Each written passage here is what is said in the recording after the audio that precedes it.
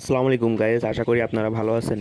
আজকে আমাদের আম বাগানে লিচু বাগানে পরিষ্কার করা হচ্ছে, কারণ আম বাগানে লিচু বাগানে বোল আসতেছে, এই কারণে আমরা পরিষ্কার করব।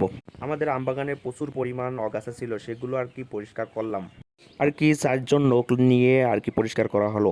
আম গাছের গোড়া পরিষ্কার করার কারণ হলো সার দেওয়ার কারণ। সার দিলে আপনার গাছের পাতা সবুজ হবে, আরও গাছ শক্তিশালী হবে। আম গাছের গোড়ায় সার দেব ইউরিয়া, পটাশ আর ঢ্যাপ, এগুলো দিয়ে চষিয়ে আর কি সেচ দেওয়া হবে।